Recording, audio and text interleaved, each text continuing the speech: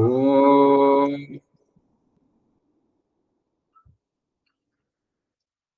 వేదాహమేతం పురుషం మహాంతం ఆదిత్యవర్ణం తమసా పరస్తాత్ తమేవ విదిత్వా అతిమృత్యుమేతి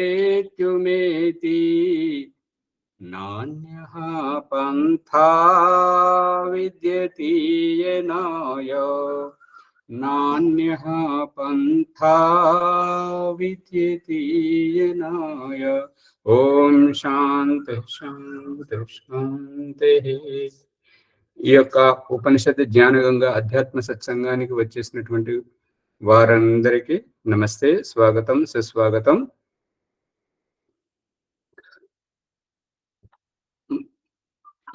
ఏమైనా సందేహాలు ఉంటే అడగండి.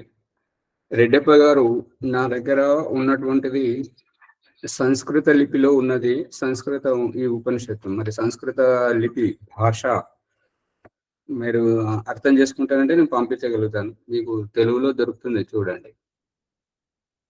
వాట్సాప్లో, ఇది గూగుల్ సెర్చ్లో.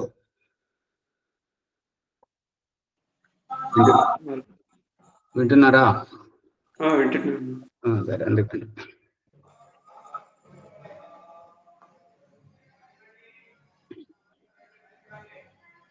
బృహదారణ్యకోపనిషత్తు ప్రథమ బ్రాహ్మణము, ప్రథమ అధ్యాయం, 5వ బ్రాహ్మణము, 6వ ప్రసంగాన్ని మనము చెప్పుకున్నాము. దాంట్లోనే ఇంకా అది పూర్తి కాలేదు, 6వది. దాంట్లో దేవ పితరో మనుష్య ఏత ఏవ, ఈ రూపకంగా దేవతలంటే ఎవరు, ఏ రకంగా తయారవుతారు, పితరులంటే ఎవరు, ఏ అవస్థలో ఏ స్థితిలో తయారవుతారు, మనుషులంటే ఏ విధంగా ఉంటారు అనేటువంటి విషయాన్ని మనం నిన్న చెప్పుకున్నాం. ఇప్పుడు ఆ రహస్యాన్ని విప్పుతున్నాడు. వాగేవ దేవా, వాక్ సామర్థ్యమే దేవత్వం, అంటే దివ్యతత్వం. ఎవరు ఎంత, నిన్న శ్యామలయ్య గారు ఒకటి వీడియో పెట్టారు. ఏంటంటే,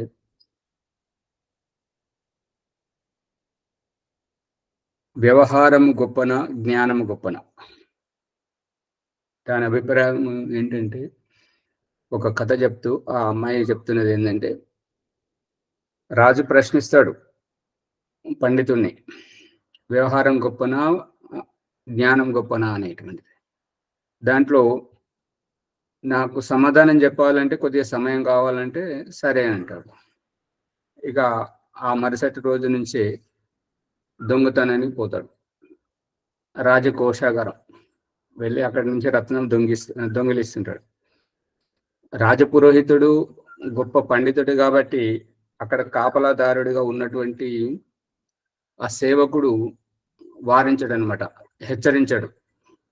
హెచ్చరిస్తే మళ్ళీ ఈ పండితుడు ఇతని మీద ఏదైనా చెప్పేసరికి రాజు దండిస్తాడు, ఉద్యోగం పోతుంది. కాబట్టి అతడు మౌనంగా ఉండిపోయి ఆ పురోహితుడు ఆ రత్నాన్ని దొంగతనం చేసుకొని పోయాక ఇతడిని వెళ్ళి రాజుకు చెప్తాడు. రాజు విని ఊరుకుంటాడు, ఏమన్నాడు. మళ్ళీ 2వ రోజు కూడా అదే రకంగా వచ్చేసి ఎటువంటి ప్రతిక్రియ లేదు, రాజు దగ్గర లేదు, సేవకుల దగ్గర లేదు. కాబట్టి మళ్ళీ 2వ రోజు వచ్చాడు, మళ్ళీ అలాగే రత్నాన్ని దొంగిలించుకొని పోయాడు. సేవకుడు చూశాడు, కానీ ఎదురు మాట్లాడలేదు. మళ్ళీ రాజుకు చెప్పాడు, రాజు కూడా మౌనంగా ఉండిపోయాడు, ఏమీ మాట్లాడలేదు. 3వ రోజు రాజు మారువేషంలో ఉండి, సైనికుడిగా ఉండి, అక్కడ కాపలాదారుడిగా ఉండి స్వయంగా ఈ పండితుడు వచ్చి రత్నం తీసుకుపోతున్నటువంటి విషయాన్ని చూశాడు. కానీ మారువేషంలో ఉన్నను కూడా అక్కడ మాట్లాడలేదు, వచ్చేసాడు. అతను దొంగతనం చేసుకొని పండితుడు వెళ్ళిపోయాడు. ఇతడు వచ్చేసాడు, రాజు తన ఆస్థానానికి వచ్చేసాడు. అందరిని పిలిచాడు, సభాగృహంలో ఎవరెవరు ఉండాల్సిందో అందరిని పిలిచాడు. పిలిచి ఆ పండితుడిని పిలిపించాడు. పిలిపించి ఏమిటి విషయం అని అంటే, ఇదే స్వామి మీ ప్రశ్నకు సమాధానం అన్నాడు. అంటే ఏది అని అంటే, వ్యవహారం గొప్పన, గుణం గొప్పన అన్నదానికి నాలో ఉన్న గుణాన్ని మీరు గుర్తించి మీ ఆస్థానంలో నన్ను చేర్చుకున్నారు కాబట్టి రోజు మీరు నాకు చేతులు జోడించి శిరస్సు వంచి నమస్కారం చేసేవారు, చేసి ఆశీర్వాదం కోరుకునేవాడు.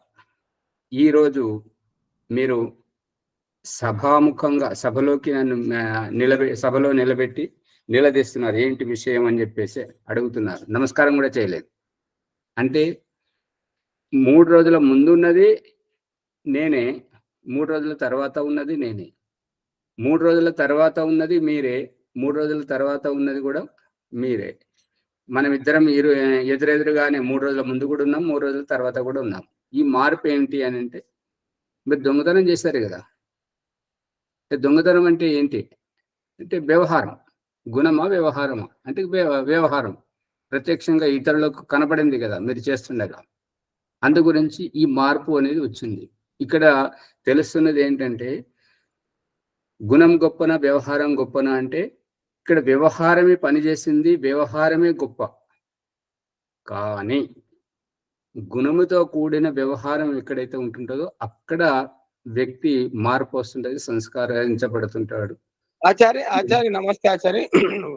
అతను 3 రత్నాలు ఏవైతే దొంగతనం చేశాడో మళ్ళీ రాజుకు అప్పగించాడు అవన్నీ. చెప్పండి శ్యామలయ్య గారు. వ్యవహారం గొప్పనా జ్ఞానం గొప్పనా అనుకున్నా నేను. గుణము అనేది ఉంది ఆచార్య, గుణం అనుకోలేదు. వ్యవహారం గొప్పనా జ్ఞానం గొప్పనా అనేది జ్ఞానమే అనుకోండి. గుణము జ్ఞానం రెండు ఒకటే అండి. గుణము జ్ఞానం రెండు ఒకటే, జ్ఞానం రెండు ఒకటే. ఓహో, దాని అర్థము పర్యాపద శబ్దం మాత్రమే. ఓం సరే సరే సరే. నేను డబల్ మీనింగ్ అర్థం వేరే ఉన్నదన్నమాట.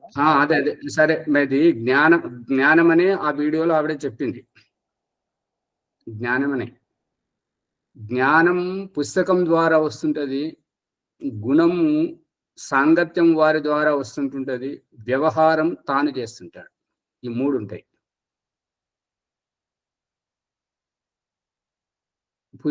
జ్ఞానము పుస్తకాల ద్వారా గురువు ద్వారా వస్తుంటుంటది నేర్చుకుంటే. గుణము తోటి వారితోటి అలవడి మార్పు అనేది వస్తుంటది వ్యక్తిలో. ఈ వ్యవహారం అనేది తాను చేస్తుంటాడు, ఎందుకంటే కర్మ తాను చేస్తుంటాడు కాబట్టి శిక్ష కూడా అతనికే పడుతుంటది. అందుకే మన తెలుగు భాషలో తల్లి పిల్లల పట్ల ప్రేమగా చెప్తుంటది ఏంటంటే, బయటకు వెళ్తున్నప్పుడు జాగ్రత్తగా, రోడ్డు దాటుతున్నప్పుడు అటు ఇటు చూస్తూ వెళ్ళు. ఇక అమ్మాయిలకైతే మరీ జాగ్రత్తగా చెప్తుంటారు అన్నమాట, జాగ్రత్తగా భద్రం. ఊరెళ్తున్న వారికి కూడా చెప్పడం జరుగుతుంది. ఆ భద్రము అనేటువంటిది హెచ్చరించేటువంటిది, మనల్ని మేల్కొల్పుగా చేయడం, ఆ రకంగా చేసేటువంటిది ఈ వాగ్వ్యవహారం తోటి జ్ఞానాన్ని నేర్చుకున్నా కూడా, ఎంత నేర్చుకున్నా కూడా కొద్దిగా వ్యవహారం రాకపోయేసరికి ఆ జ్ఞానం యొక్క ఉపయోగం లేకుండా పోతుంది. ఈ వ్యవహారం ముఖ్యం కాబట్టి ఆ జ్ఞానాన్ని అతనిలో ఎంత మంచి గుణవంతుడైనను కూడా ఈ వ్యవహారం వల్ల శిక్షింపబడుతుంటాడు. కాబట్టి ఇక్కడ లోకం చూసేటువంటిది వ్యవహారం. ఇప్పుడు మన స్మృతిలో ఒక శిక్ష ఏంటంటే, సామాన్యుడు తప్పు చేస్తే అతనికి 1 కొరడా దెబ్బ, అదే గుణవంతుడు చేస్తే అతడికి 2 కొరడా దెబ్బలు, జ్ఞానవంతుడు చేస్తే అతనికి 3 కొరడా దెబ్బలు. ఎందుకంటే ఈ రకంగా శిక్ష విధించడం జరిగింది. ఎందుకు మరి జ్ఞానవంతుడికి ఎందుకు అతన్ని క్షమించాలి కదా అని అంటే, జ్ఞానవంతుని క్షమిస్తే అజ్ఞాని ఇంకా చెడిపోతాడు. జ్ఞానవంతుణ్ణి అంటే ఇప్పుడు శూద్రునికి 1 దెబ్బ పడితే వైశ్యునికి 2 దెబ్బలు, క్షత్రునికి 3 దెబ్బలు, బ్రాహ్మణునికి 4 దెబ్బలు పడతాయి. ఎందుకంటే బ్రాహ్మణుడు తప్పు చేయకూడదు అనేటువంటిది ఇక్కడ సారాంశం. అందుకని మన జీవితం అత్యంత విలువైనటువంటిది, దీనిని కాలక్షేపంగా గడిపేయకూడదు. మంచి వ్యావహారికంగా మనం ఎదగాలనేటువంటిది అభిప్రాయం. అందుకనే ఇక్కడ చెప్తున్నటువంటి ఉపనిషత్ ఋషి చెప్తున్నటువంటిది ఏంటంటే, వాగేవ దేవ. వాక్ అంటే దీనిని లోక వ్యవహారంలో సామెత ఏంటంటే, నోరు మంచిదైతే ఊరు మంచిది అనేటువంటిది మనకు నిన్న దృష్టాంతం రూపకంగా చెప్పుకున్నాము కాబట్టి వాక్ సామర్థ్యం తోటి మాట్లాడే విధానం, చేసేటువంటి విధానం ఇది ఏ రకంగా అంటే నొప్పించక తానవ్వక తప్పించక తిరుగువాడు ధన్యుడు సుమతి అంటే ఎదుటి వారి మనసును నొప్పించకుండా, వారిని బాధ పెట్టకుండా తన వ్యావహారికంగా అంటే ఏ రకంగా అంటే ఇన్కమ్ ట్యాక్స్ విధించేటువంటి పన్ను విధించేటువంటిది ఏ రకంగా అంటే ఇప్పుడు బాధుడు ఈ ట్యాక్సీ ఆ ట్యాక్సీ అని చెప్పేసి ప్రజలను హింసించేటువంటి రాజు ఒకడు. ఇంకొకటి ఏంటంటే ప్రజలకు అంత బాధగా అనిపించకుండా కొంచెం ట్యాక్స్ పెంచేసి వాళ్లకు అవును ఇంతే కదా అనిపించే విధంగా ప్రజలందరూ సుముఖంగా కట్టేటువంటి విధంగా పన్ను విధించడం. ఎందుకు అంటే ప్రజలు పన్ను విధించకపోతే రాజు పరిపాలన చేయలేడు కదా. అందు గురించి రాజు పరిపాలనా దక్షుడు కావాలంటే, పరిపాలన చేయాలి అని అంటే ప్రజలు పన్ను కట్టాల్సిందే. అయితే అతిగా పన్ను విధించి ప్రజలను విసిగించే రాజు ఎక్కువ కాలం పదవిలో ఉండడు, అధికారంలో ఉండడు. కాబట్టి ఇక్కడ చెప్పబడుతున్నది ఏంటంటే నొప్పించక తానవ్వక తప్పించక తిరగవాడు ధన్యుడు సుమతి అనేటువంటి విధంగా ప్రజలు అనేటువంటి ఒక ఆవు లాంటి వారు. ఆ ఆవుకు ఏంటంటే హింస పెట్టకూడదు, ప్రజలను హింస పెట్టకూడదు, వారికి భారం అనిపించకూడదు. అంత ఆ రకంగా కొంచెం ఆ యొక్క పన్ను అనేది విధిస్తే అందరూ సుముఖంగా కట్టేస్తుంటారు, ఎదురు తిరగరు. ఈ యొక్క ఒకేసారి ఎక్కువగా పన్నులు విధించారనుకోండి, ప్రజలు ఎదురు తిరుగుతుంటారు, పాలన కుప్పగూలిపోతుంటది. ఆ రకంగా జరుగుతుంటది.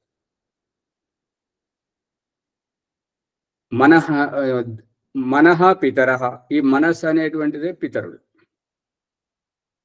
పితరులు అంటే ఇంద్రియాల మధ్యలో ఉండి ఇటు బుద్ధితోటి ఆత్మతోటి కలిసేటువంటి ఈ మనస్సు అక్కడి నుంచి విషయం తీసుకొచ్చి ఇక్కడ ఆత్మకు అందించి ఆత్మను తృప్తిపరిచేటువంటిది. అందు గురించి మనస్సు ద్వారానే తృప్తి పొందడం. మనస్సు ప్రసన్నంగా ఉన్నప్పుడు తృప్తి అనేటువంటిది కలుగుతుంటది. కనుక ఈ పితరులు అంటే తరింపజేసేటువంటి వారు. ఈ పితరులు అనేటువంటిది పితృస్థానానికి చేరేటువంటి వాళ్ళు ఎవరు అని అంటే అనుభవజ్ఞులు, అనుభవాన్ని పొందినటువంటి వారు. భగవంతుడు యవ్వన దశలోనే పంపిస్తున్నాడు. యవ్వనం వరకు, వారు బాల్యం నుంచి యవ్వనం వరకు ఎదిగేంత విధంగా వారిని తల్లిదండ్రుల సమక్షంలో ఎదిగింపజేసి ఆ తర్వాత వారు వివాహం చేసుకున్న తర్వాత వారి గర్భంలోనికి సంతానాన్ని పంపిస్తున్నాడు. ఆ తల్లిదండ్రులు అనేటువంటి వాళ్ళు నీతులు చెప్పకూడదు. నీతులు చెప్పేటువంటి తల్లిదండ్రుల పిల్లలు చెడిపోతుంటారు, ఎప్పటికీ సామర్థ్యం ఎదురు దెబ్బలు భరిస్తూ ఉంటుంటారు. అందు గురించి పిల్లలకు నీతులు చెప్పకూడదు, అనుభవాన్ని చెప్పాలి. అనుభవానికి తిరుగులేదు అన్నట్టుగా. అందు గురించి అమ్మాయిలు తల్లి దగ్గర పెరగకూడదు, చెడిపోతారు. అబ్బాయిలు తండ్రి దగ్గర పెరగకూడదు, చెడిపోతారు. కూతురు తండ్రి దగ్గర పెరిగితే యథార్థం చెప్తుంటాడు, అనుభవం చెప్తుంటాడు. తల్లి తండ్రి దగ్గరికి వచ్చి ఏ రకంగా వ్యవహారం చేస్తుందో అవన్నీ సూక్ష్మంగా గ్రహిస్తుంటుంటారు. కాబట్టి తనకు వివాహమైన తర్వాత అక్కడ భర్తతో ఎలా వ్యవహారం చేయాలో తెలుస్తుంది. అదే స్త్రీ తల్లి దగ్గర పెరిగింది అనుకోండి, ఇక తల్లి దగ్గర పెరిగినప్పుడు అక్కడ విజాతీ తత్వం, పురుషుడు విజాతీయుడు, స్త్రీ సజాతి. కాబట్టి తన స్వార్థాన్ని చూసుకుంటున్నది కాబట్టి ఆ కుటుంబం ఎక్కువగా అది బాగుండదు. అందు గురించి ఈ పెళ్లి చూపులకు వెళ్ళినటువంటి వారు అమ్మాయి గుణగణాలను తెలుసుకునేటప్పుడు అక్కడ చెప్తుంటారు ఏంటంటే, ఈ అమ్మాయి మాట్లాడే తీరు ఇవన్నీ నిర్ణయించుకునేటువంటి తీరుతోటి అక్కడ తండ్రి దగ్గర పెరిగిందా తల్లి దగ్గర పెరిగిందా అనేటువంటి విషయాన్ని గుర్తించి ఆ అమ్మాయి యొక్క వ్యవహారం నైపుణ్యతను అంత పసిగట్టి ఎంచుకుంటారన్నట్టుగా. అందు గురించి ఈ పితరులు అనే దగ్గర తండ్రి దగ్గర పిల్లవాడు పెరిగితే తల్లిని తండ్రి ఏమంటున్నాడు, ఏ రకంగా హింసిస్తున్నాడు మాట్లాడిన తర్వాత మళ్ళీ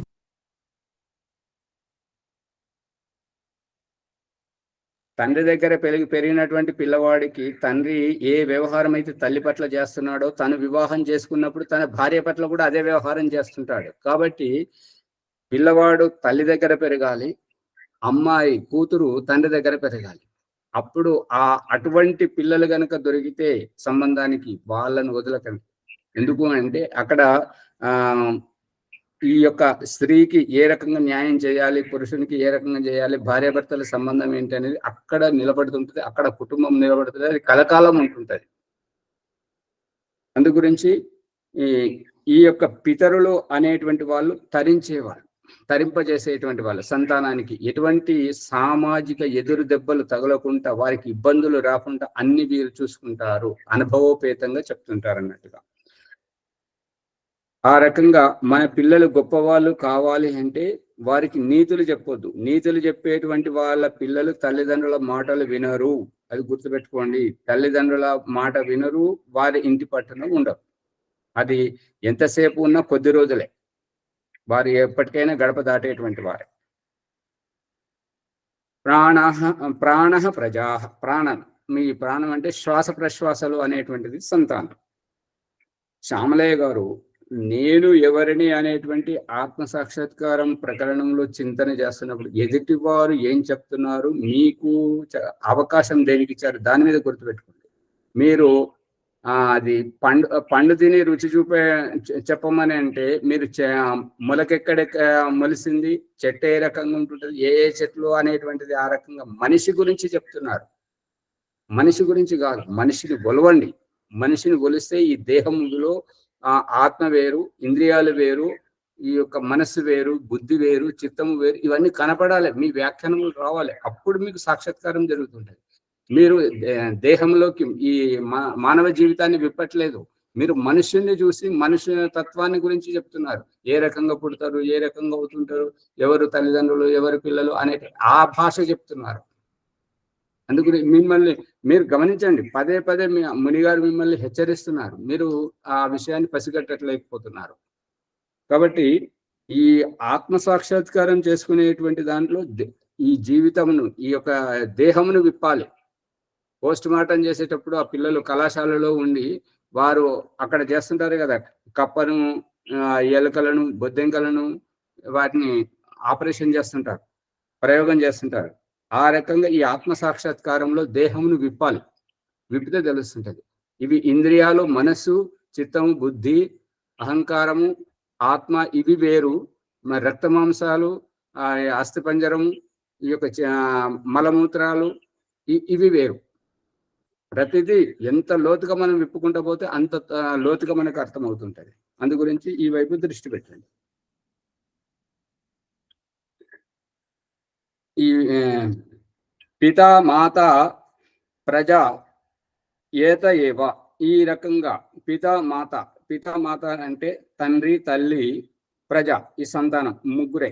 ఈ నరేష్ గారు, చిత్తూరు నుంచి నరేష్ గారు అడిగినటువంటి ప్రశ్న త్రైతవాదం గురించి వివరంగా చెప్పండి అని అన్నారు. అనేక వీడియోలు ఉన్నాయి, మళ్ళీ ఈరోజు ప్రసంగం కూడా వచ్చింది. ద్వాసుపరుణ సయుజా సఖాయ సమానం వృక్షం పరిషస్వ జాతే తయోరణ్య పిప్పలం స్వాదవత్య నా అశ్నన్ అన్యో అభిచాకశీతి. ఈ యొక్క వేదమంత్రం ఋగ్వేదము ప్రథమ మండలము 164వ సూక్తము 20వ మంత్రం. ఈ మంత్రం యొక్క అభిప్రాయం ఏంటంటే, ఈ యొక్క బ్రహ్మాండంలో కనబడుతున్నటువంటిది ప్రకృతి యొక్క వికారం.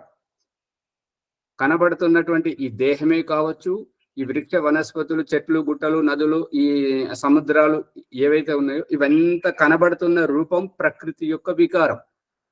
ఇక జీవాత్మల రూపంలో 84 లక్షల జీవరాశులు ఏవైతే ఉన్నాయో ఈ వాటి రూపంలో ఈ యొక్క చైతన్య ప్రాణుల రూపంలో ఈ 84 లక్షల శరీరాలు, జన్మలు ఏవైతే ఉన్నాయో వాటిలో ఉన్నది జీవాత్మ, కదులుతున్నటువంటిది. ఇక వీటన్నింటికి వ్యవస్థ చేస్తున్నటువంటి తత్వం పరమాత్మ తత్వం. ఇప్పుడు మన ఇంటి లోపల తండ్రి, తల్లి, సంతానం, ఈ ముగ్గురు ఏ రకంగా బ్రహ్మాండములో దేవుడు, జీవుడు, ప్రకృతి ఈ మూడు ఏ రకంగానైతే ఉన్నాయో మళ్ళీ మన ఇంటి లోపల కూడా తండ్రి, తల్లి, సంతానం, ఈ మూడు. అందు గురించి ఇక్కడ మనం చెప్తున్నటువంటిది ఏంటంటే ఈ తండ్రి అనేటువంటి వాడు మూల పురుషుడు. ఋగ్వేదంలో నాసదీయ సూక్తంలో చెప్పబడుతున్నది ఏంటంటే నా సదాసిద్ నా అసదాసిద్, సత్తులు కూడా లేదు, అసత్తు కూడా లేదు. అటువంటి స్థితిలో భగవంతుడు ఉపస్థితమైపోయి ఆ ఈ యొక్క సృష్టి వ్యవస్థను చేయాలనుకునేటువంటి రహస్యం అనేక సార్లు వచ్చింది. ఆ యొక్క ఒక్కడే పరమాత్మ ఉండి ఈ యొక్క సృష్టి వ్యవస్థను ఏ రకంగా చేస్తున్నాడు, ఎందుకు చేస్తున్నాడు అనేటువంటి విషయాన్ని ఈ సత్యార్థ ప్రకాశం 8వ సమోల్లాసం సృష్టి రచన ప్రకరణం ఆరంభంలో దయానంద సరస్వతి పూర్తి విస్తృతంగా రాశాడు. చూడండి. ఇహపరలోకంలో అదే విషయాన్ని ఓంప్రకాష్ కూడా సచిత్రంగా ప్రస్తావించి చూపించాడు. ఈ యొక్క భగవంతుడు అనేటువంటిది బ్రహ్మాండంలో తాను మూల పురుషుడిగా ఉండి ఆ రహస్యాన్ని ఈశ్వర స్తుతి ప్రార్థనోపాసన 2వ మంత్రంలో హిరణ్య గర్భ సమవర్తత అగ్రే, అగ్రే అంటే మునుముందు మొట్టమొదటగా హిరణ్య గర్భుడు అనేటువంటి పరమేశ్వరుడు మొట్టమొదటిగా ఉండి భూతస్య ఈ 84 లక్షల జీవరాశులు ఏవైతే ఉన్నాయో వాటన్నింటినీ ఉత్పన్నం చేసినప్పుడు వాటన్నింటికి అధిపతి అయినటువంటి పతి ఏక ఆసీత్, పతి పాలకుడు, రక్షకుడు, స్వామి, యజమాని. ఇది బ్రహ్మాండంలో. మళ్ళీ పిండంలోకి రండి. ఈ పిండంలో ఏంటంటే యవ్వన దశలో ఉన్నటువంటి వ్యక్తి వివాహం చేసుకోవడానికి అమ్మాయి దగ్గరికి వెళ్ళి వివాహం చేసుకొని తిరుగు ప్రయాణంలో పోయేటప్పుడు ఒంటరిగా వెళ్ళాడు. వచ్చేటప్పుడు ఎంతమంది ఉంటారు? వచ్చేటప్పుడు తిరుగు ప్రయాణంలో ఎంతమంది వస్తారు? ఆజాజీ ముగ్గురు వస్తారు. ముగ్గురు. ఎవరెవరు? వధూవరుడు, తరళ పదార్థము గర్భంలో ఉన్నటువంటి అతిథి. ఈ రహస్యం ఏంటంటే వివాహ సంస్కారంలో పూర్వార్ధమే చేసుకొని వస్తుంటారు కాబట్టి ఈ 3వ వారి గురించి తెలియదు మనకు. 3వ వారు ఎవరు అని అంటే వివాహం తర్వాత ఉత్తరవేది ఉంటుంది. ఉత్తరవేది. ఆ ఉత్తరవేదిలోనే అరుంధతి దర్శనం, ధ్రువ దర్శనం ఇవి చేసుకోవడం, మరి ఆ తర్వాత గర్భధానం చేసుకొని మరుసటి రోజు రావడం, రాత్రి వివాహం, తెల్లారి తిరిగి రావడం, లేదంటే మరుసటి రోజు రావడం.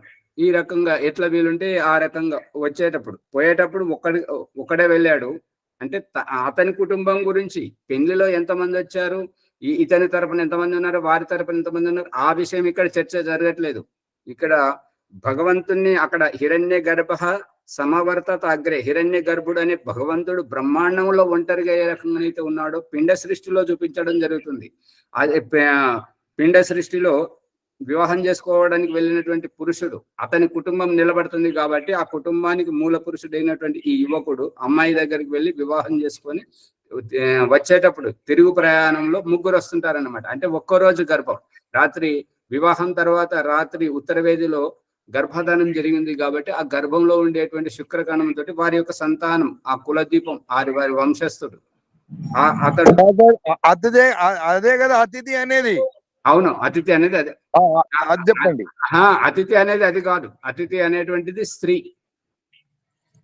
బ్రహ్మకుడి దగ్గర చెప్పబడేటువంటిది. అంటే ఏంటంటే ఆ గర్భంలో ఉన్నటువంటిది ఇతని యొక్క వంశస్థుడు కదా, ఇతని ఉత్తరాధికారి కదా. అతిథి ఎట్లా అవుతాడు? వారసుడు అవుతాడు. వారసుడు, ఉత్తరాధికారి. అందు గురించి అతిథి అనేటువంటిది ఇప్పుడు వేదమంత్రంలో కూడా చెప్పారు కదా. సమిధాదానంలో 2వ మంత్రం, ఈ 2వ మంత్రాన్ని అందరు ఉపేక్షిస్తున్నారు. దీంట్లో స్వాహాకారం ఆహుతి లేదు అని చెప్పేసి దాన్ని తల కొట్టేస్తున్నారు అనమాట. తల ఏంటంటే స్వాహ ఇదమగ్నే ఇదన్నమమ్మ అనేటువంటిది తీసేస్తున్నారు. అది ఈ సృష్టి విరుద్ధము, ఈ యొక్క వివాహ వ్యవస్థకు విరుద్ధము, మరియు గృహాశ్రమానికి చాలా కలంకం అనమాట. అది ఆ రకంగా చేయకూడదు. దాంట్లో చెప్పబడుతున్నది అనమాట. సమిధాగ్నిం దువశ్యత ఘృతైర్ బోధయత అతిథిం. నీ అతిథిగా వస్తున్నటువంటి స్త్రీకి, నీ భార్యకు, నీ అర్ధాంగినికి నువ్వు ఎంత సంపాదించావో, నీ దగ్గర ఏమేమి ఉన్నాయో ఆ రహస్యాలు, ఎంత సంపాదిస్తున్నావో నెలకు అది చెప్పాలని చెప్పేసి అతిథి శబ్దం అక్కడ స్త్రీ గురించి వాడడం జరిగింది.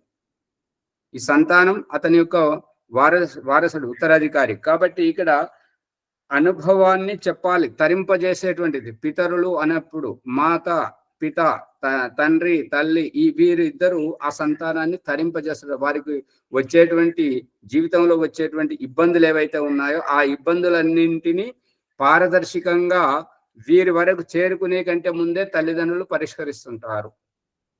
అందు గురించి సంతానం తల్లిదండ్రి ఉన్నారు అంటే తల్లిదండ్రి యొక్క అభిప్రాయం, తల్లిదండ్రి తాత నానమ్మ అమ్మమ్మ తాతయ్య వారు ఉన్నారు అని అంటే వీళ్ళ పిల్లలకు ఎటువంటి సమస్యలు రాకూడదు.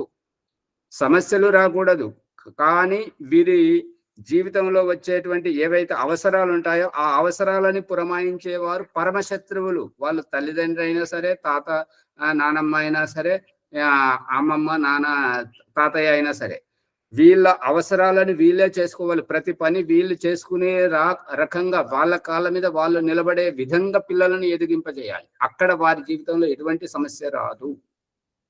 వారు ఎంత దూరం వెళ్ళినా కూడా గొప్పగా కీర్తి ప్రతిష్టలు పొందుతూ వస్తుంటారు. ఎక్కడ అసఫలం కాదు.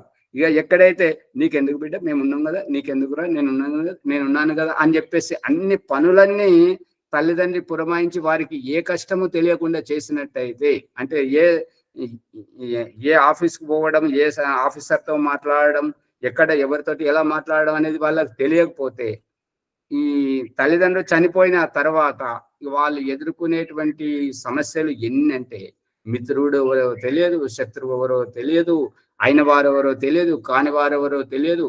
ఆ రకంగా అన్ని అష్ట కష్టాలు పడుతూ ఇక ఎప్పుడెప్పుడు వారి కష్టాలను ఎదుర్కొంటున్నారో అప్పుడప్పుడు తల్లిదండ్రులకు శాపనార్థాలు పెడతారు. ఈ పిల్లలు ఎలా పెడతారు అంటే, ఈ అన్ని చూసుకొని మాకు ఏది లోకజ్ఞానం తెలియకుండా చేశారు అని చెప్పేసి పిల్లలు తల్లిదండ్రులకు శాపనార్థాలు పెడతారు అనమాట.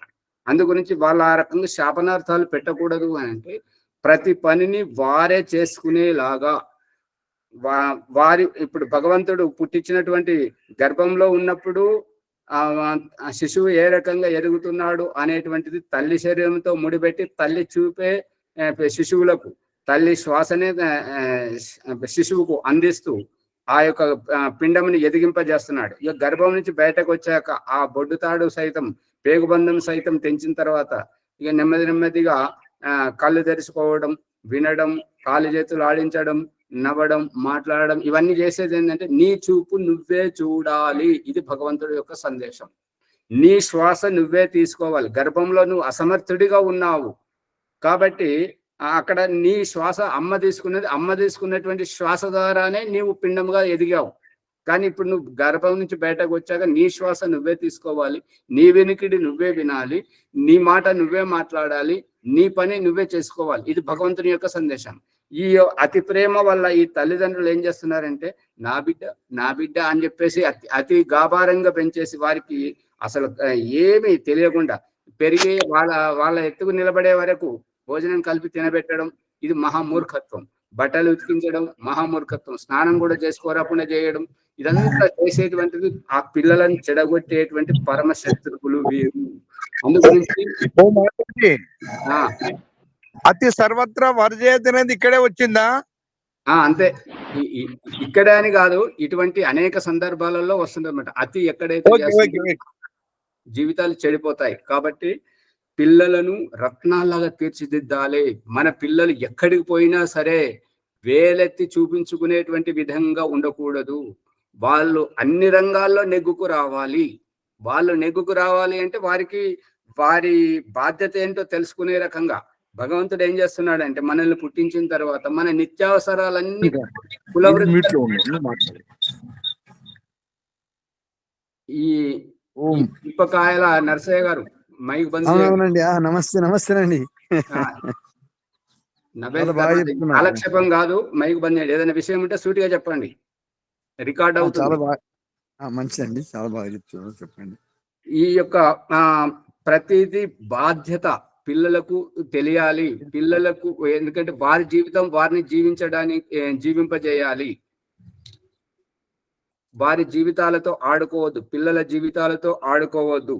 అందుగురించి ప్రతి పనిని వారి ఎట్లెట్లా వాళ్ళు ఎదుగుతూ ఉంటుంటే ప్రతి పనిని వాళ్ళు చేసుకుంటూ వారు ఎక్కడ అసఫలమవుతున్నారో, వారి పని చేసుకోవడంలో ఎక్కడ అసఫలమవుతున్నారో, ఫెయిల్ అవుతున్నారో అక్కడ వారి లోపాన్ని చూపించి సవరించాలి. అంతే.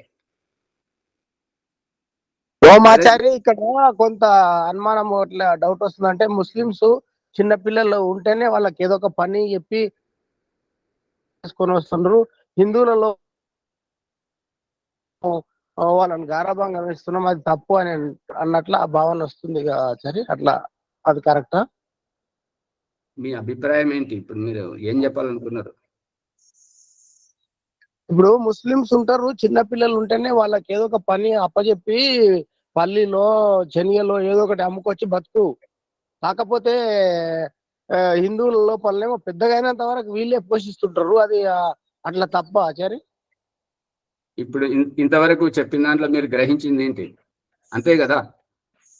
అదే అదే అట్లా అనిపిస్తున్నారు. అందు గురించి వారి స్నానం వారే చేసుకునే విధంగా, వారి బట్టలు వారే ఉతుక్కునే విధంగా, వారి పనులు తోముకునేది వారే, వారి తిన్న కంచం వారే కడుక్కోవాలి, వారి బూట్ల పాలిష్ వారే చేసుకోవాలి. ప్రతి పని వారిది వారు చేసుకుంటే రేపు ఈ దేశం కాకుండా ఇంకా వేరే దేశం వెళ్ళినా, ఇంకెక్కడికి వెళ్ళినా నెగ్గుకు వస్తుంటారు. ఇక అన్ని మనమే చేసి కలిపి నోట్ల ముద్ద పెడితే నమలితే పండ్లు అరిగిపోతాయని చెప్పి మనమే నమిలి వాళ్ళ నోట్ల ఊమిసి ఆ రకంగా మింగడానికి చేస్తే మాత్రం వాళ్ళు పడే ఆ అవస్థ నరకప్రాయంగా ఉంటుంటది. అందు గురించి గాభారంగా పెంచకూడదు, పిల్లలను గొప్పగా పెంచాలి. అటువంటి వారు పితరులు అనబడుతుంటారు, తరింపజేసేటువంటి వారు. ఇక వీళ్ళు మామూలుగా గాభారంగా పెంచేటువంటి వారు మాత్రం వారి జీవితానికే అభిశాపాలు. అది గుర్తుపెట్టు. వ్యక్తిత్వ వికాసం పెరగదు పిల్లలకి, వాళ్ళకి ఎలా బయటికి వెళ్తే అనేటటువంటిది తల్లిదండ్రులు అన్ని చేస్తుంటే. ఇది ముఖ్యంగా పురుషుల కంటే స్త్రీలకు ఎక్కువగా నేర్పించాలి వ్యవహారం. స్త్రీ ఎంత గుణవంతురాలైతే ఆ కుటుంబం అంత ఉన్నతంగా ఎదుగుతుంది. ఎందుకంటే సంతానాన్ని అంతా స్త్రీ గర్భం నుంచి భగవంతుడు పుట్టిస్తున్నాడు కాబట్టి ఆ సంతానాన్ని ఎదిగింపజేయడానికి బాధ్యత అంతా స్త్రీకి అప్పగించాడు కాబట్టి స్త్రీలు నేర్చుకుంటే ఇంకా గొప్పగా బాగుపడతారు. అక్కడ సమిధ అగ్నిహోత్రంలో సమిధను చూపించినప్పుడు ఆ సమిధ అంటే వీరు పగలగొట్టుకొని మిషన్లో కోసుకొని తీసుకొచ్చినటువంటి అవి నగ్నంగా ఉంటాయి. అంటే వాటికి తొక్క అనేటువంటిది ఉండదు. అది సమిధనే కాదు. సమిధ అంటే పూర్తిగా తొక్క సహితంగా, తోడుక సహితంగా ఉన్నటువంటిదే సమిధ అనబడుతుంటది. ఆ తోడుక సహితంగా ఉన్నటువంటి సమిధయే ఈ యొక్క గృహస్థ జీవితం. గృహస్థ జీవితంలో పురుషునికి స్త్రీ తోడుగా ఉండడం, సహకరించడం. అంటే ఆ రకంగా చేయితనివ్వండి అంటే పురోహితునికి ఆ చేయిత అనేటువంటి శబ్దానికి అర్థం కూడా మర్చిపోయి చేయి పట్టుకో అని అంటే ఆ ఆహుతి ఇచ్చేటప్పుడు ఈ రకంగా కుడి చేతితోటి ఇట్లా ఇస్తున్నప్పుడు, అంటే నా చెయ్యి మీకు నేను కుడి చేయి చూపిస్తే మీకు ఎడమ చేయిలా కనబడుతుంది. ఈ యొక్క కుడి చేయి ఈ రకంగా చూపిస్తున్నప్పుడు ఆమెను పట్టుకోమని అంటే పట్టుకోవాల్సింది ఈ రకంగా పోయి ఇట్లా పట్టుకుంటుంటారు. అంటే వద్దు అన్నట్టుగా. అంటే అది పురోహితుని లోపం. మళ్ళీ ఎడం వైపు కూర్చోబెడతారు పురుషునికి, ఎడం వైపు కూర్చోబెడతారు. అది వదిలేయండి అమ్మ. ప్రకరణంతంగా దూరం పోతే అది విషయం అర్థం కాదు. మనం ఇక్కడ సమిధ అనేటువంటి విధంగా ఈ సమిధ, ఈ తొక్క అనేటువంటిది ఏంటంటే ఇంటిలో స్త్రీని నెగ్గించుకు రావాలి అనేటువంటిది పురుషుని బాధ్యత. కాబట్టి మరి ఒక స్త్రీకి స్త్రీయే శత్రువు కాబట్టి స్త్రీ ఇంకొక స్త్రీని ఎదగనివ్వదు. కాబట్టి మరి పరాయి ఇంటి నుంచి వచ్చినటువంటి ఈ బాలిక, ఈ చిన్న అమ్మాయి మరి ఈ ఇంట్లో నెగ్గుకు రావాలంటే ఏం చేయాలంటే పురుషుడు తోడుగా ఉండాలి. అత్త గురించి కానీ, అంటే తన తల్లి గురించి కానీ, తన అక్కజెల్లెళ్ళ గురించి కానీ, వదిన మరదనల గురించి కానీ భార్యకు చెప్పాలి. అంటే భార్యకు, స్త్రీకి పురుషుడు వెన్నెముకగా ఇంట్లో ఉండాలి. మరి స్త్రీ గుణవంతురాలిగా ఉండి పురుషుడు బయట ఉన్నప్పుడు అతడు చేసేటువంటి ఉద్యోగం, వ్యాపారం దాంట్లో నెగ్గుకు రావడానికి మంచి సలహాలు ఇస్తూ అతన్ని ముందుకు తీసుకొచ్చేటువంటిది స్త్రీ. ఇంకా భగవంతుడు చూపిస్తున్నటువంటిది ఏంటంటే ఎముకల మీద చర్మము ఉండడం. ఈ ఎముక అనేటువంటిది కర్ర, ఈ చర్మము అనేటువంటిది తొక్క. ఇవి ఏ రకంగా అయితే మన దేహంలో విడదీయ రాకుండా ఉంటుంటాయో సమిధ కూడా ఆ విధంగా ఉండాలి. ఇక ఈ ప్రసంగాంతరంలో ఇక్కడ చెప్పాల్సి వస్తుంది, ఎందుకంటే ఇది చాలా గుర్తుపెట్టుకోవాల్సినటువంటి విషయము. ప్రసంగాంతరమైనా కూడా ఇదే ప్రసంగంలో, యజ్ఞంలో అదితేను మన్యస్వ అనుమతేను మన్యస్వ సరస్వత్యను మన్యస్వ, ఈ 3 దిశల్లో నీళ్లు చిలకరించాలి. చిలకరించడం యొక్క ఉద్దేశం ఏంటంటే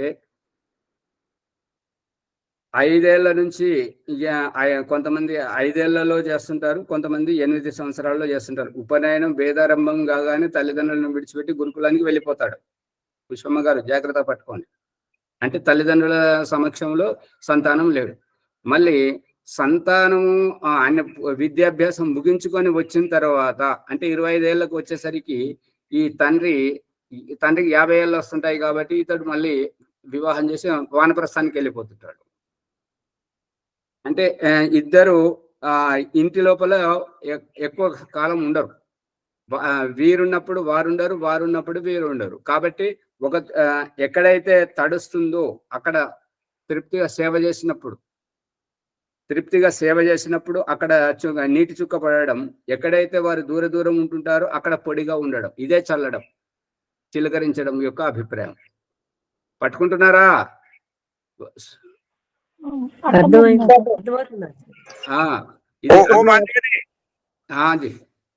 మళ్ళొక్కసారి చెప్పండి. ఇప్పుడు ఈ 2 విషయాలు జిల్కరించడము, పొదుపు ఏంటిది, ఖర్చు చేయడం ఏంటిది, అదొక మళ్ళొక్కసారి చెప్పండి. కొత్త వాళ్ళు ఉన్నారు కదా.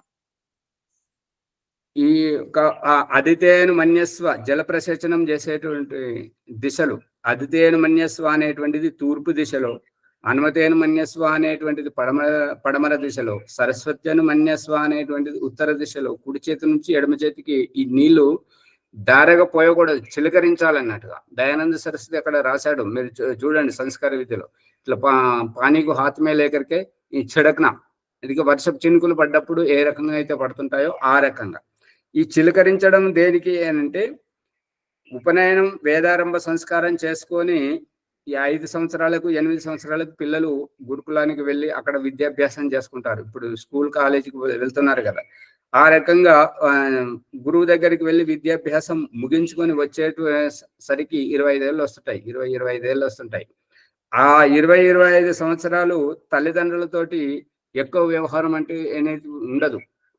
తల్లిదండ్రులే పిల్లల దగ్గరికి పోయి వాళ్ళని చూసుకొని వస్తుంటారు, అంతేగాని ఈ యొక్క తిరిగి ఇంటికి రావడం అనేటువంటిది ఉండదు.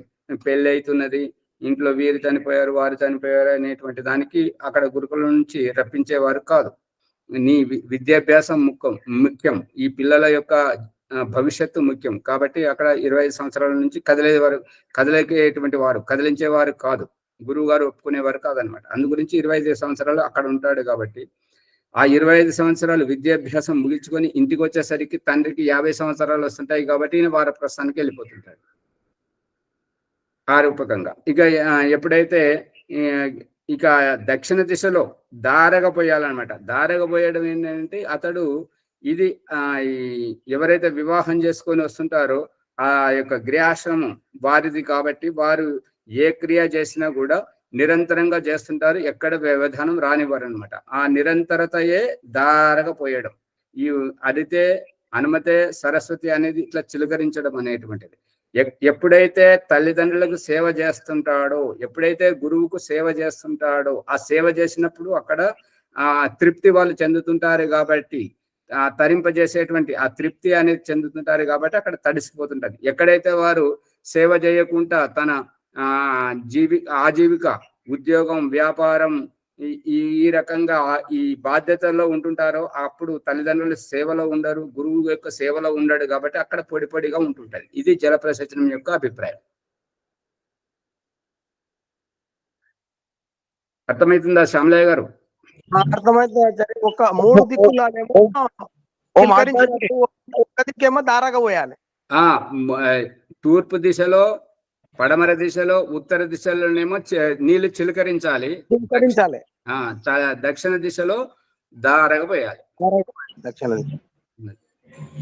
ఓ మాజారి, అట్లాగే ఏ దిశలో ఎవరు పోయాలి అది కూడా చెప్పండి.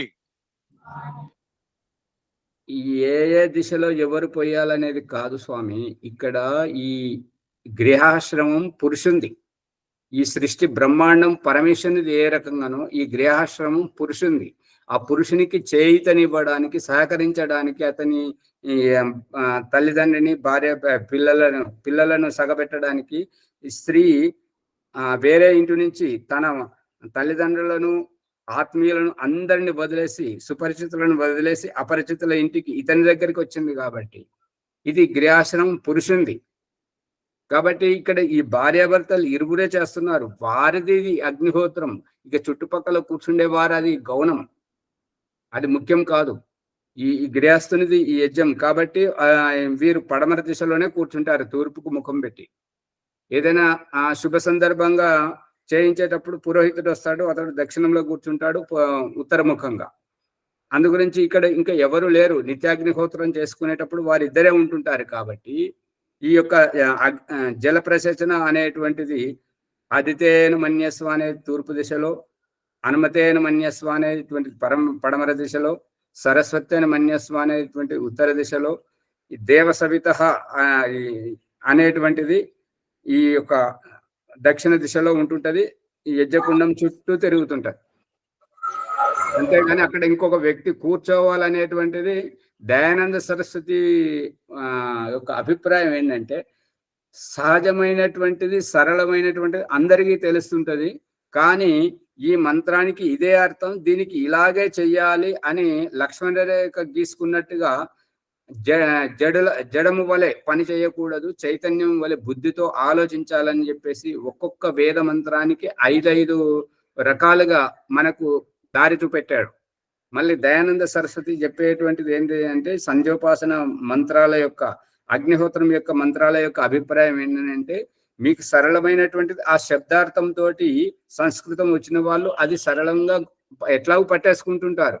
కానీ అదే అర్థం అని చెప్పేసి మనం జడము వలె ఉండకూడదు, అది లక్ష్మణ రేఖ గీసుకొని గీటు దాటకూడదు అని ఆ రకంగా ఉండకూడదు. ఇదేంటంటే ఈ యొక్క సంస్కృత ధాతువుల లోపల అనేకార్థవ ధాతవ, ఒక్కొక్క ధాతువుకు అనేక అర్థాలు ఉంటుంటాయి, ఒక్కొక్క ధాతువుకు అనేక శబ్దాలు తయారవుతుంటాయి. ఇది మరి ఏ భాషలో లేదు. సంస్కృతంలో ఉన్నటువంటి గొప్పదనం ఇదే అన్నమాట. అందు గురించి అనేక ప్రసంగానుసారంగా ఒకే భాషకు, ఒకే పదానికి అనేక రకాల అర్థాలు ఉంటుంటాయి. ఇప్పుడు ఉదాహరణకు సంధ్యోపాసన చేస్తున్న దాంట్లో ఆ యొక్క వేదమంత్రం యొక్క అభిప్రాయం ఏంటంటే, ఈ శరదృతువులో ఋతువు పరివర్తనం అవుతుంటది కాబట్టి రోగాలన్నీ శరదృతువులో వస్తుంటాయి కాబట్టి ఆ శరదృతువులో ఆరోగ్యం జాగ్రత్త అనేది హెచ్చరిక. శరదాశతం శరదాశతం శరదాశతం అనేటువంటిది మనల్ని హెచ్చరిస్తున్నటువంటిది. ఇక ఎప్పుడైతే గురు శిష్యులు ఏదైనా శుభకార్యం చేసినప్పుడు ఆశీర్వాదం తీసుకునేటప్పుడు దానికి నువ్వు 100 సంవత్సరాల వరకు బ్రతకాలి, 100 సంవత్సరాలు దాటి ఇంకా నువ్వు ఎంత అయితే పురుషార్థం చేస్తావో అప్పటి వరకు ఆయురారోగ్యాలతో ఉండాలని ఆశీర్వాద మంత్రం. మరి ఇక్కడ సంధ్యోపాసనలో ప్రకరణానుసారంగా ఇది ప్రాయశ్చిత్త మంత్రం. అందు గురించి ఒక్కటే అని కాకుండా మనకు అనేక దృష్టికోణాలను ఇస్తున్నాడు దయానంద సరస్వతి. అక్కడ బుద్ధి వికాసం, వ్యక్తిత్వ వికాసం జరుగుతుంటది కాబట్టి.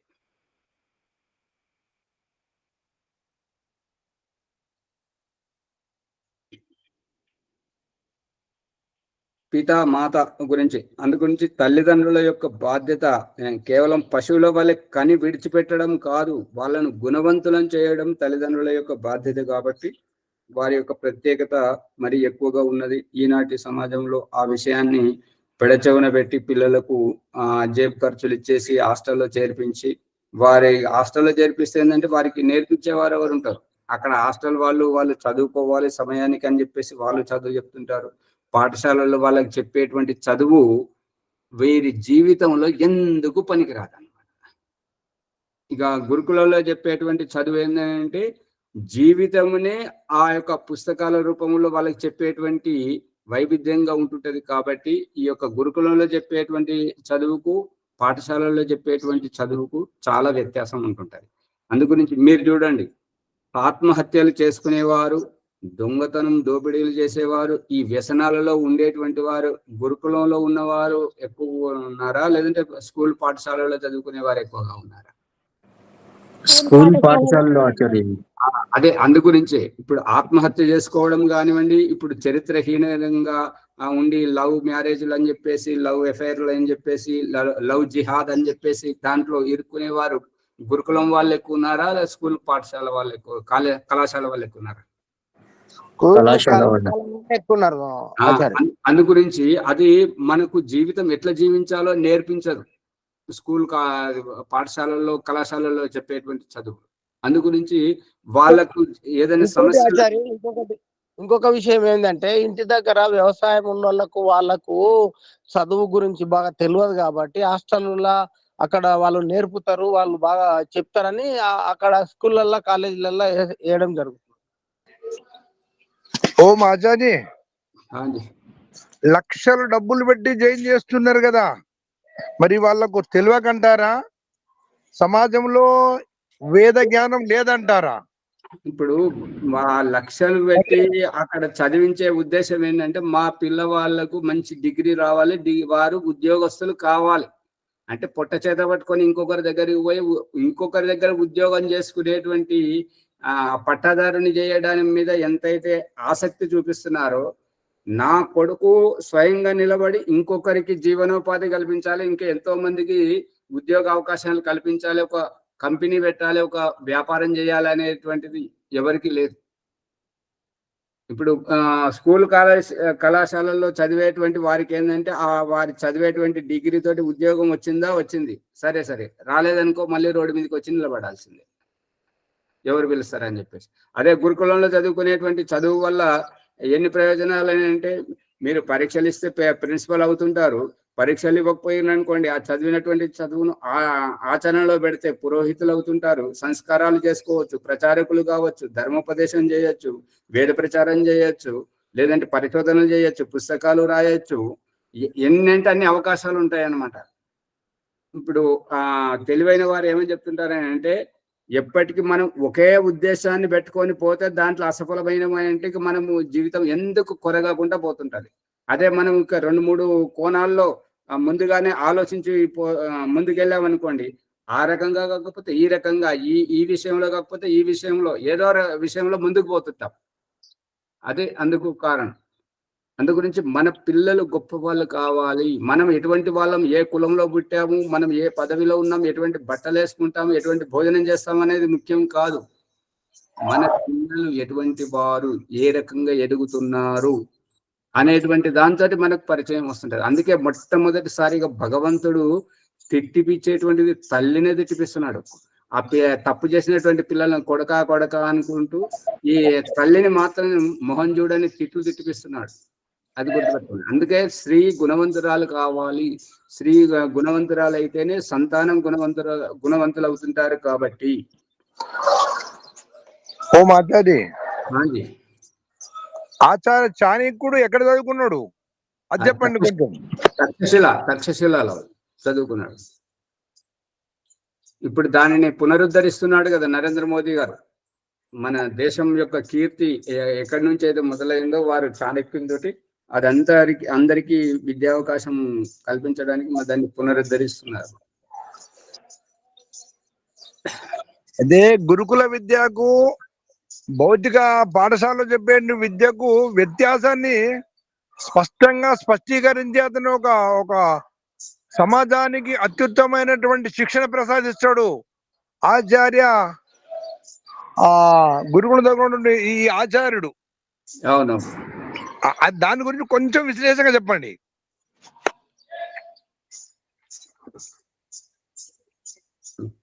అంటే ఎవరి చాణక్య గురించి అంటున్నారా? ఇంకా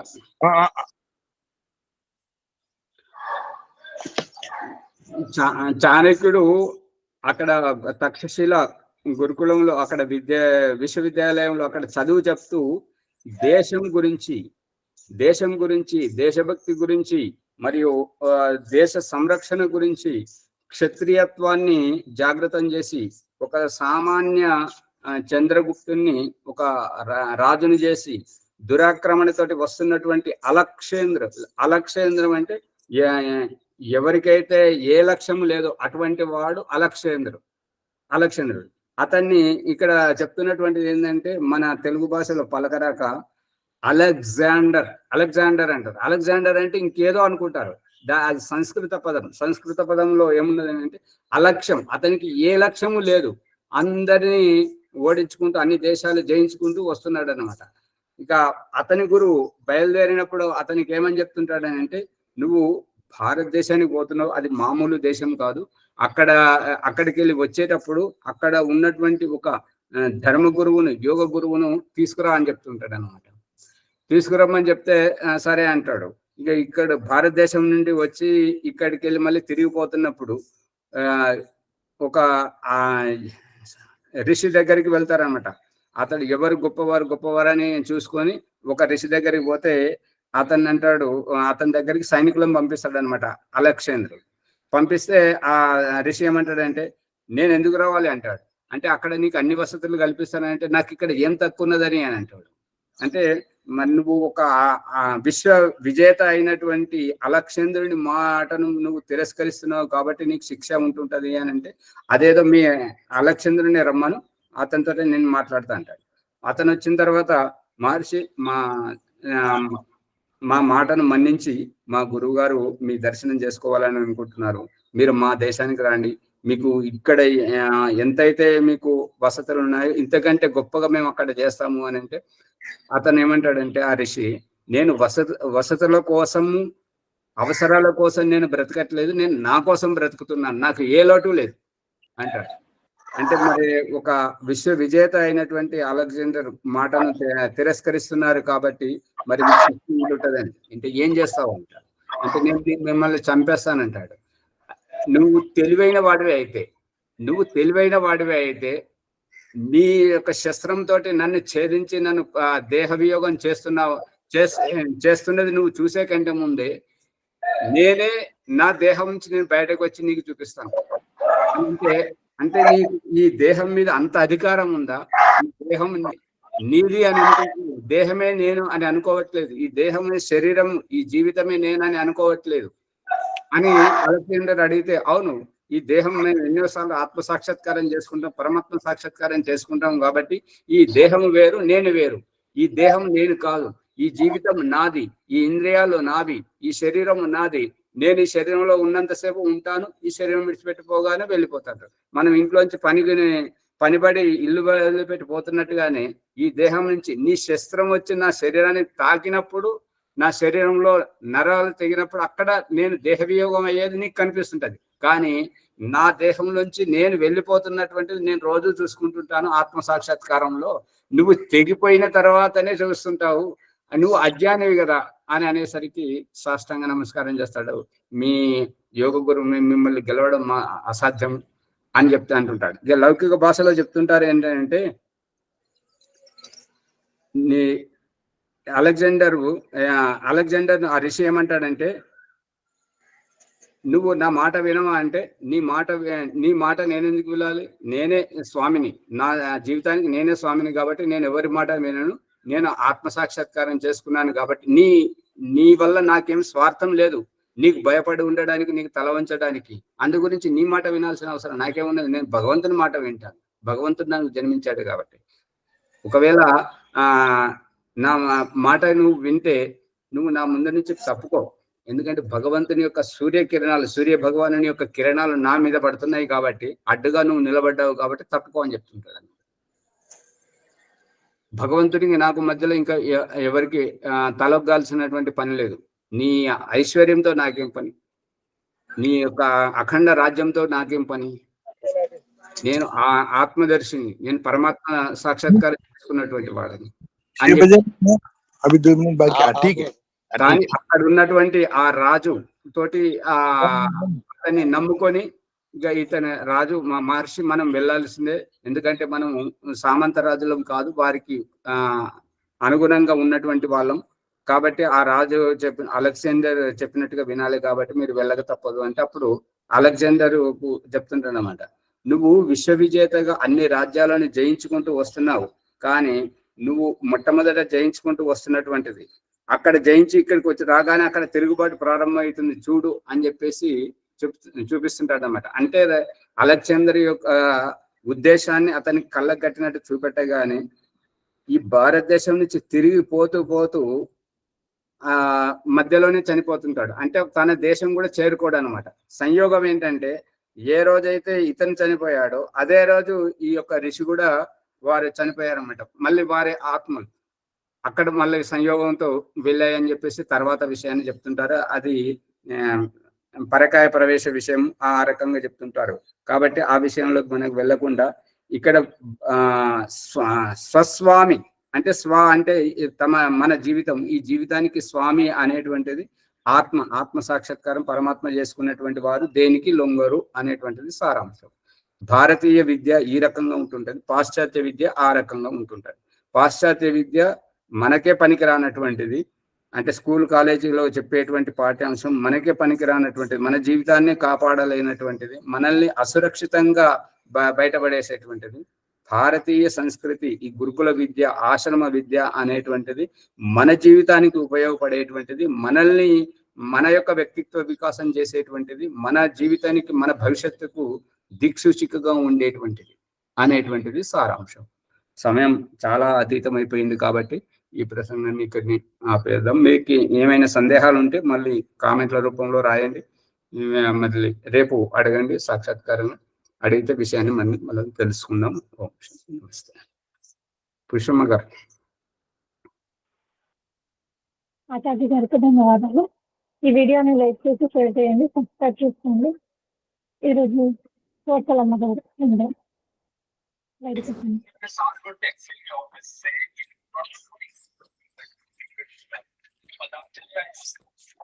నమస్తే ఆచార్య. నమస్తే. అట్లా టైం తక్కువ ఉంది ఆచార్య, అట్లా భావార్థం మూలమంత్రాలు చేయించండి. మీరు బంద్ చేయరాదని కొంచెంసేపు బంద్ చేయాలి.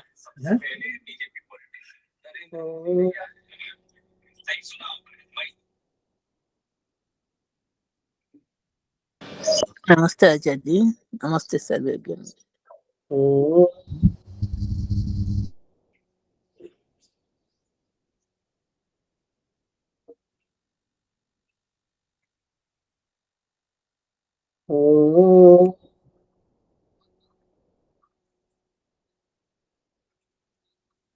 నమస్తే ఆచార్య.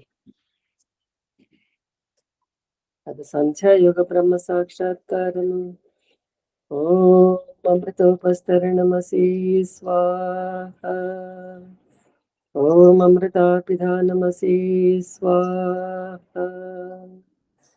ఓం సత్యం యస్య శ్రీర్మయి శ్రీకిశ్రయతాం స్వాహ.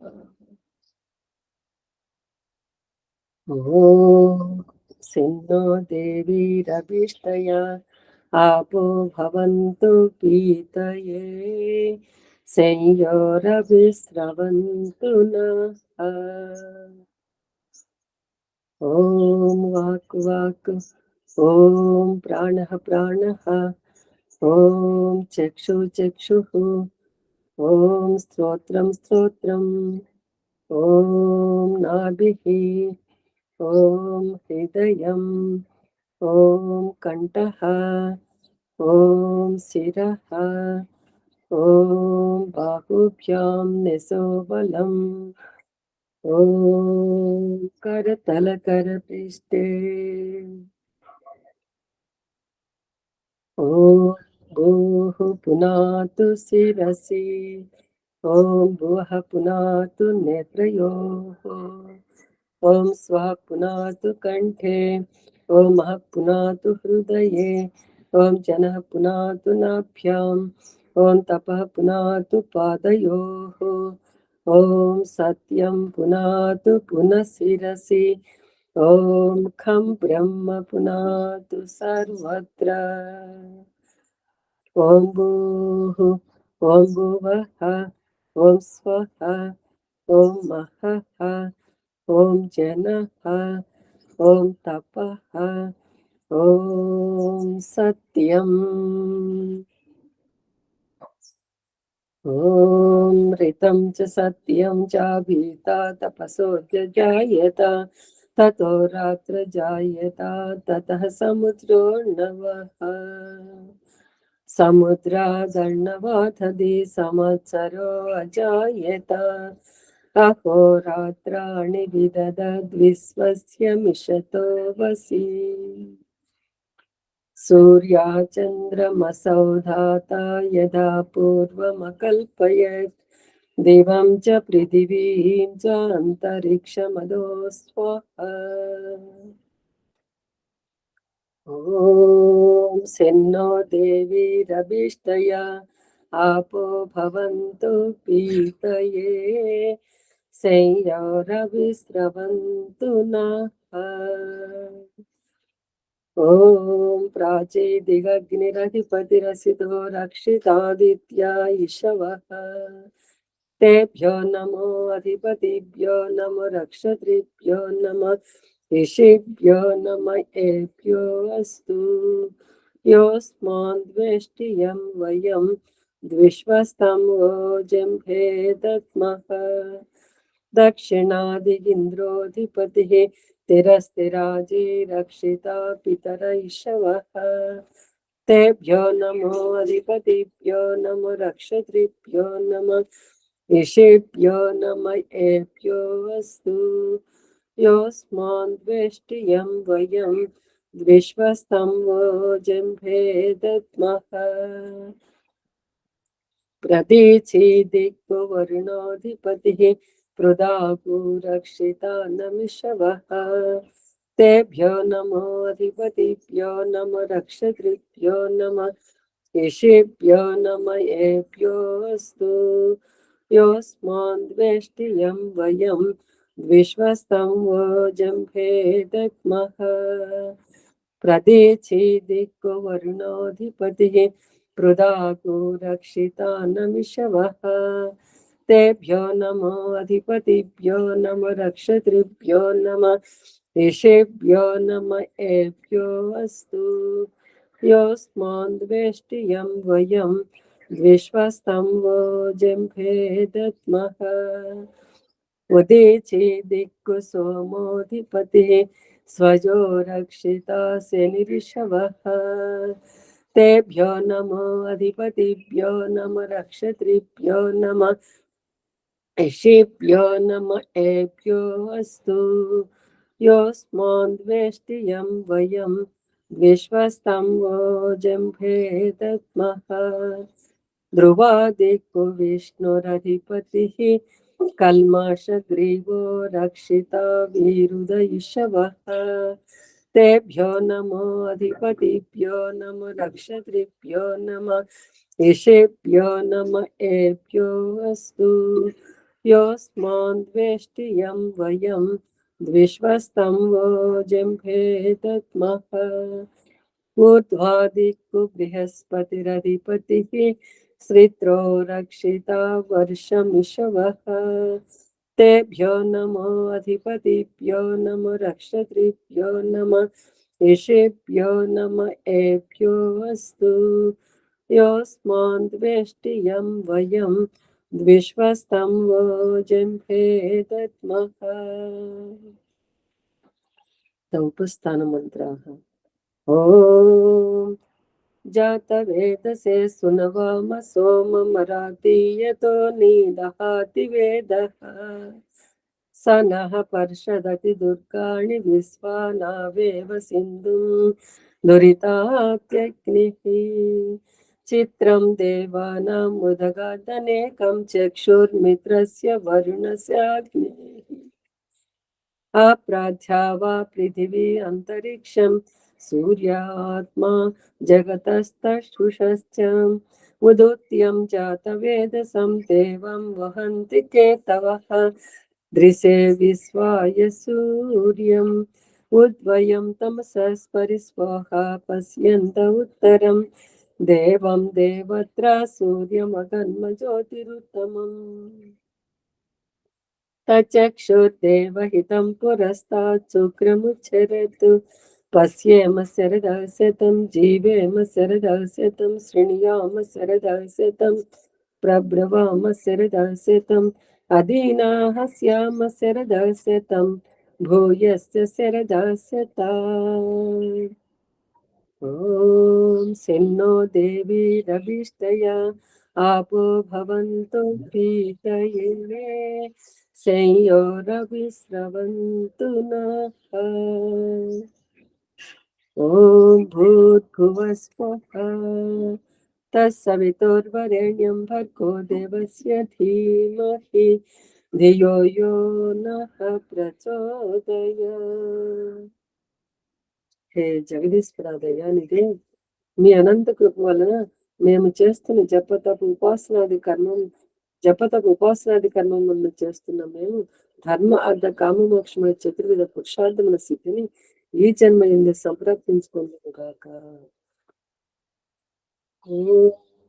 నమ శంభవాయ చ మయ భవాయ చ నమ శంకరాయ చ మయస్కరాయ చ నమ శివాయ చ శివతరాయ చ. ఓం శన్నో దేవి రవిష్టయ आपो भवन्तु पीतये संयोरविस्रवन्तु नः. బ్రహ్మ ఎక్కిన వైద్య సంయోగాసన సమాప్తం. ధన్యవాదాలు. శాంతి పాఠం. ఓం దేవ శాంతి అంతరిక్షం శాంతి పృథివీ శాంతి ఆపః శాంతి ఓషధయః శాంతి वनस्पतयः शान्ति विश्वे देवाः शान्ति ब्रह्म शान्ति सर्वं शान्तिः शान्तिरेव शान्ति कामा शान्तिरेधि. ॐ शान्ति शान्ति शान्तिः. ఓం నమః. అదే అందరూ ఈ యొక్క ఆత్మ సాక్షాత్కారం ప్రకరణలోకి రావట్లేదు, అది మీరు కోల్పోతున్నారు. అవకాశం, మంచి అవకాశం కాబట్టి 4:30కు రాండి, వచ్చి విషయాన్ని తెలుసుకోండి. కేవలం వినడానికి వస్తే ఇక్కడ కొత్త విషయాలే తెలుస్తుంటాయి, కానీ ఆత్మ సాక్షాత్కారం, పరమాత్మ సాక్షాత్కారం అది మరి అనుభవపేతంగా తెలుసుకోవడానికి రావాలంటే మీకు చెప్పడం రావాలి కదా. అందు గురించి ఆ అవకాశాన్ని అందరూ సద్వినియోగపరచుకోండి. ఆలస్యంగా వస్తున్నారు, తొందరగా వస్తే అందరికీ చెప్పడానికి అవకాశం ఉంటుంది.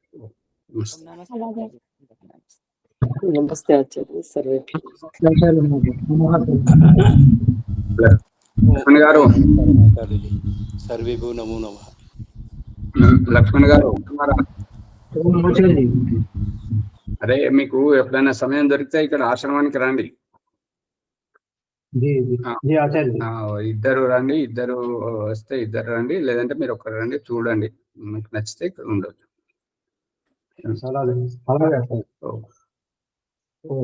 నమస్తే ఆచార్య. నమస్తే.